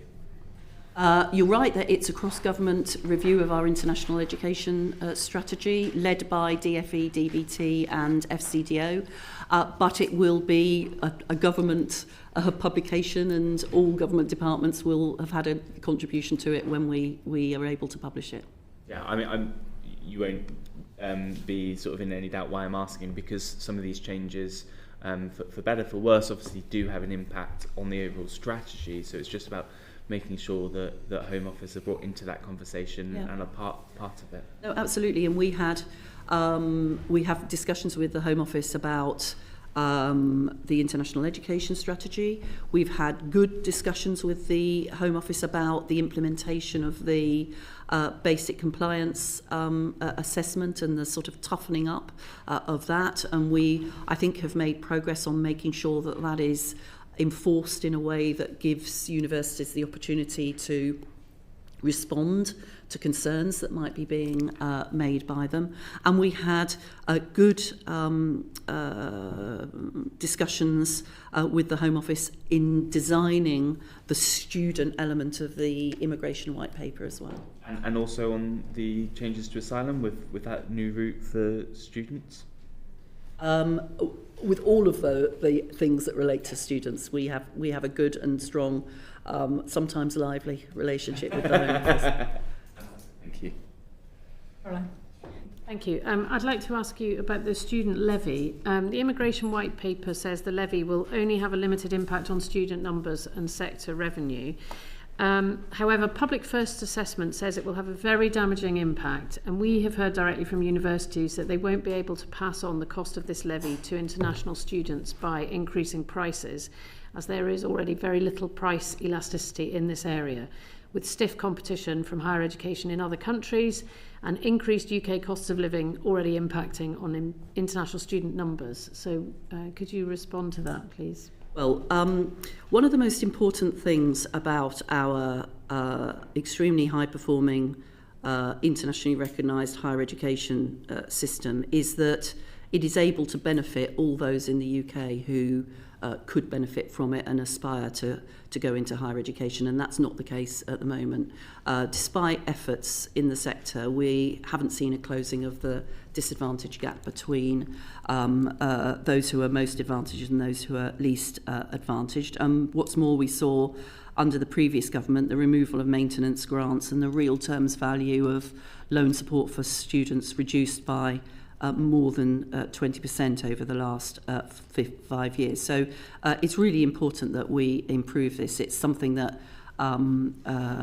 Bridget, as our Secretary of State, has been particularly committed to, and that's why we will introduce targeted means-tested maintenance grants for students in low-income households studying on priority courses, and we will fund that by the levy on income from international student fees, and more detail about that will be set out. The design of it, for example, will be set out in the autumn budget. But we were, as it was announced in the immigration white paper, it was also clear, of course, that what this is the ability both to demonstrate the benefit that international students bring to the higher education and skills system, and that's what we will ensure that money raised from the levy goes to.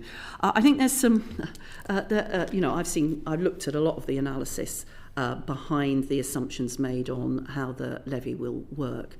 The interesting thing about Public First's analysis is that their analysis, as all the analysis I've seen, suggests that there is actually an elasticity of demand less than 1 for international students. In other words, if you put up international student fees, yes, there will be a reduction in demand, but there will be an increase in revenue that nevertheless will come from putting up fees, and it is to the benefit of that increased revenue that the levy will enable to be reinvested into students who are less advantaged in the system. I think it's actually exactly a characterisation of the case that the higher education sector makes, but more explicitly that international students will benefit those students who will otherwise not be able to get the benefits of a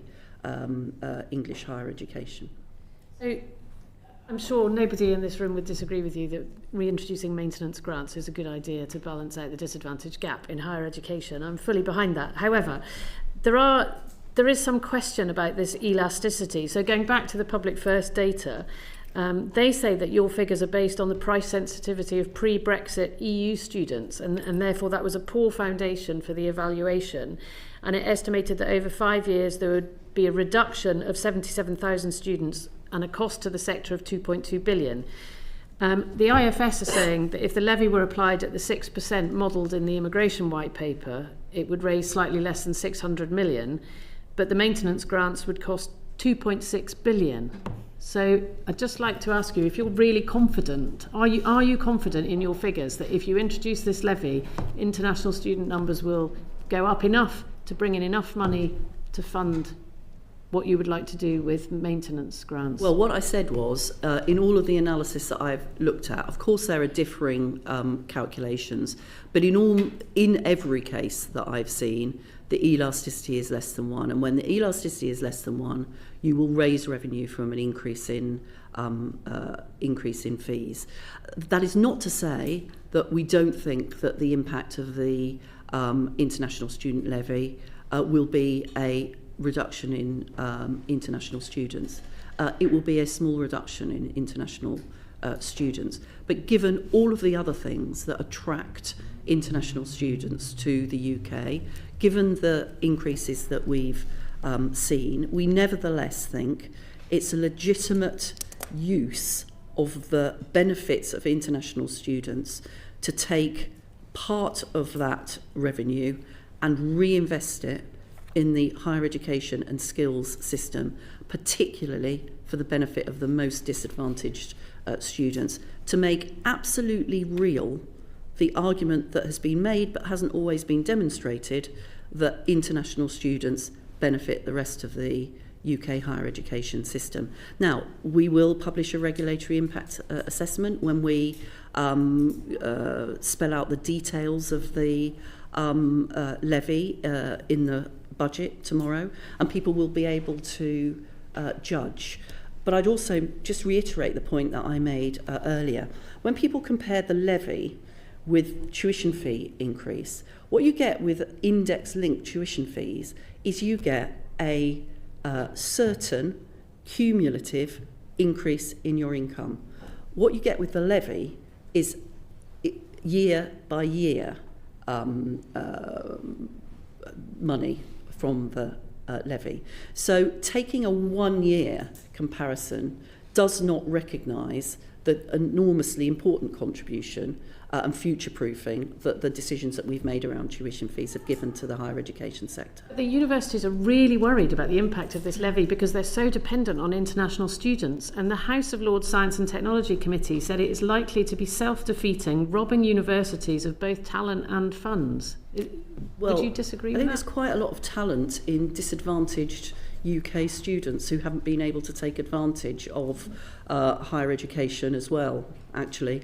And frankly, if I had a penny for every time somebody had said to me, well, I really support maintenance grants, but I don't support the international student levy, I'd have the revenue to fund maintenance grants. You cannot will the ends if you're not willing to will the means. And one of the things about being in government is that if you want something to happen, you need to find the way to fund it. And I think this is a legitimate way to support disadvantaged UK students. Thank you. Have you factored into your analysis, so evidence that we have heard from multiple different universities about factors affecting the supply of international students into UK universities that are nothing to do with government policy at all? So, for example, universities report a significant and ongoing decrease in the numbers of Chinese students who want to come to the UK because of the attractiveness of universities in China and because of high rates of graduate unemployment. They report a decrease in the numbers of Nigerian students coming to the UK because of issues with the value of the Nigerian currency and the inability of students to afford to study overseas. These are not to do with government policy. They nevertheless are having an impact on the price elasticity for university fees because they are affecting the demand for courses here, and they're affecting the numbers overall. And I just wondered, given Caroline's point about the government's analysis being based on pre-Brexit trajectory, how are you making sure that your analysis of the robustness of the sector to withstand the levy and the ability of the levy to deliver the funding that you need is based on up-to-date analysis of trends that are actually going on right now? So I think actually it's in the OFS's report that there are a whole range of factors that influence the international student market, the sorts of things that you've identified, other aspects of the action of some of our competitors, which might actually be beneficial to the UK higher education market. So, you know, one of the things I would say to higher education leaders is, you know, recruitment of international students. Government will certainly support you with that through the international education strategy, through the actions of the champion. But there's also quite a lot that universities themselves can do to make themselves attractive in the geopolitical context that you're talking about, Helen, which does impact the numbers. I'm not sure it impacts the elasticity of demand, but it does impact the numbers of students who would be likely to come here, both for the worst, but in some cases providing an opportunity as well. Thank you. Obviously, you've spoken about obviously how this levy will pay for maintenance grants, which obviously I welcome. But how will you ensure this money is devoted to this purpose and not potentially diverted to other government priorities?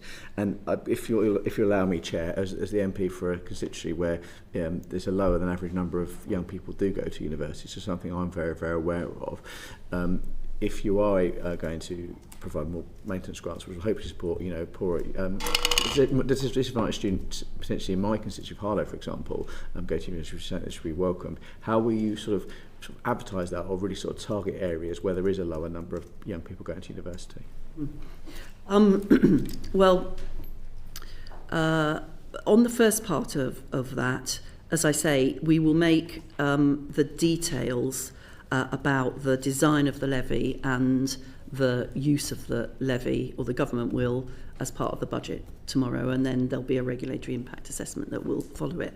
But I think you also make a really important broader point about access and participation, which has been a very important part of the reform programme that we put forward in the white paper. And one of the most concerning elements about that is the very big regional disparities. It is, where you live is far too big of a determinant of whether or not you're able to benefit from higher education. And that's, for example, one of the reasons why I have set up a task and finish group, bringing together real experts in the area of access to look, amongst other things, at this issue about regional disparities and what more we need to do, and the sector needs to do, in order to make sure that we are finding the students where there is talent, but there hasn't previously been opportunity wherever it is that they live. Thank you. I'm going to try and shorten this question because I recognise we're running out of time, but there's obviously Professor Brian Bell, who's one of the chair of the governors of the Migration Advice Committee, raised a concern basically about the fact that, you know, we're looking at maintenance grants, which is great, but is there potential that obviously some of the issues that we discussed previously with migration, but also in terms of, you know, the financial difficulties that the universities potentially are facing, that, you know, there's a maintenance grant, but there isn't the availability, there isn't a course available for that young person to do. And there's loads of different things we could talk about on that. I mean, as Chair, I take an interest because I'm very interested in young carers. There's also obviously a challenge when it comes to young people and how far they will travel to go to university and issues like that, and social mobility, etc. So I wondered, are these sort of things being taken into account when you're looking at this maintenance grant, and obviously the thinking that you've just sort of discussed? Yeah, I mean, that's probably a whole inquiry on its own. But I think I made that question shorter, actually. I think I made it longer, to be fair. The answer is yes, including through a whole range of sort of quite radical changes, like the lifelong learning entitlement, for example, which will change the way in which throughout your life you can access higher education, a whole range of other things that we'll want to do in the area of access and participation. Okay, and just finally from me then, obviously we're aware that obviously maintenance grants obviously exist in Wales, but the Welsh Government didn't look at introducing a levy. So why do you feel, and this is your pitch I suppose if you like, why do you think in England the levy is the only way or the best way to fund these maintenance grants? Well, look, I think I've sort of made the case about that. This is not a time in which the education system or any other part of government is swilling with money, and therefore, if there ever is a time when that was the case, so therefore we have to make decisions about our priorities, and we need to make decisions about how we fund them. And just to reiterate what I said earlier, I don't think you can, if we want to close the disadvantage gap, there is an important contribution to be made to that through the reintroduction of maintenance grants alongside the index linking of maintenance loans. And in order to fund that, you need to find a way of doing that, to do it in a way that demonstrates really clearly the contribution that international students make to the most disadvantaged students in the country, I think is a reasonable and important way of doing it. Thank you. And just finally, if the consequence of the changes that the government is introducing have the effect of making it harder for higher education institutions to recruit international students, there is obviously a risk that they will look to other practices in order to sustain their income and shore up their financial viability. We've already seen some pretty risky behaviour in terms of franchising arrangements, in terms of transnational education, with some fairly concerning implications for quality and for student experience, and for financial risk within those organisations. What risks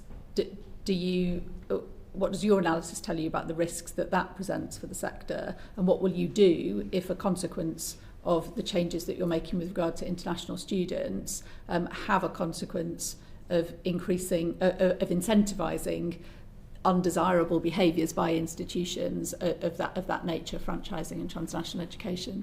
Well, I would put those two in two different categories to start with. So, first of all, I think that the point about franchising is that what we've seen, franchising is not inherently bad. However, what we have seen is a doubling of the numbers of students in franchise provision. We've seen concerns expressed by the NAO and others about the quality of what's being provided in some franchise providers. The OFS have had to carry out and are in the process of carrying out investigations into quality there. And that's why we said in the white paper that we wanted to strengthen the regulation around franchise provision, and we will introduce the need for any franchise provision above 300 students to have to be registered with the OFS, and that will cover the vast majority of franchising. And we will want to see that. Frankly, I would be happy to see much less subcontracting of courses and much higher quality, and that's what we'll be aiming to achieve. On transnational education, I don't necessarily accept the premise of your question that this always leads to bad quality provision. Actually, I think high quality UK universities setting up campuses in India, for example, the Nottingham University campus that I was able to visit in Malaysia when I went there at the beginning of the summer, are opportunities, yes, for UK higher education, but also for students to be able to benefit from the sort of values and the power of UK higher education without having to travel to the UK. And I think that there is lots of benefits that can come from T&E. Of course, there are also issues around, in some countries,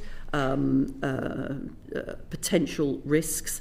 And I think here what we need to do is to work with the sector to make sure that people are clear about the situation, clear about their responsibilities, and are doing transnational education on the basis of benefit both to the UK and to the country that they're in. And if we're able to do that, I think, you know, there is, as I say, some very good potential in transnational education.